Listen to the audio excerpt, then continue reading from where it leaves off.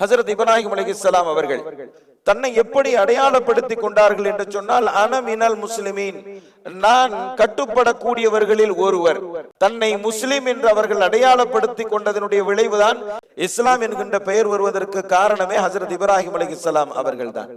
இது கால லஹு ரப்புஹு அஸ்லிம் கால அஸ்லம்து லிரப்பில் ஆலமீன்.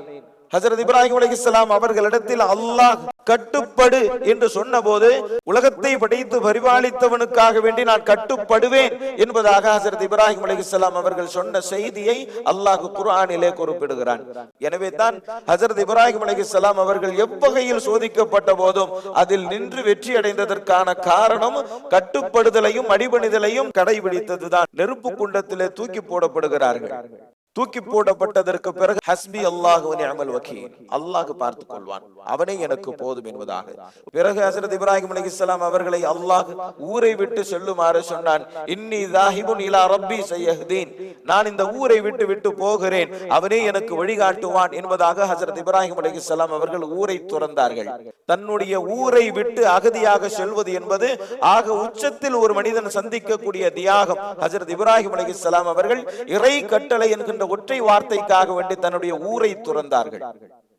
மூன்றாவது, ஹஜரத் இப்ராஹிம் அலைஹிஸ்ஸலாம் அவர்களை பார்த்து அல்லாஹ் சொன்னான், வனாந்தரத்தில் உம்முடைய குடும்பத்தை விட்டு வாரும் என்பதாக.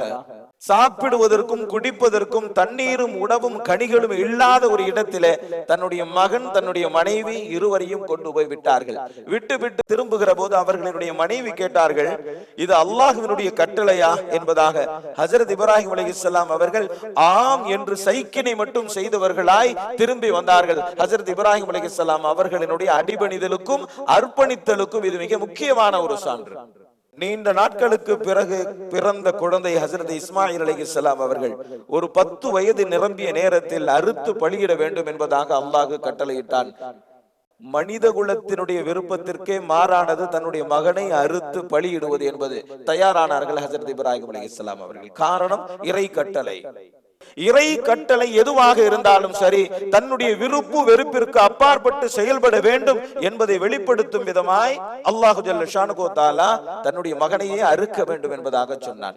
எல்லா வகையிலும் ஆயத்தமானார்கள். தன்னுடைய மகனிடத்தில் அதை எடுத்து சொன்னபோது அந்த குழந்தை சொன்னது, அல்லாஹ் எதை கட்டளையிட்டானோ அதை நிறைவேற்றும், என்னை பொறுமையாளர்களில் ஒருவராய் பெற்றுக் கொள்வீர் என்பதாக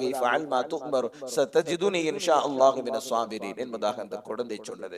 எனவே ஹஜரத் இப்ராஹிம் அலைஹிஸ்ஸலாம் அவர்களை அல்லாஹ் என்ன சொன்னான் தெரியுமா? கான உம்மத்தன் கானித்தல் லில்லாஹி ஹனீஃபா. ஹஜரத் இப்ராஹிம் அலைஹிஸ்ஸலாம் அவர்கள் தனி மனிதர் அல்ல, ஒரு சமூகம் என்பதாக சொன்னார்.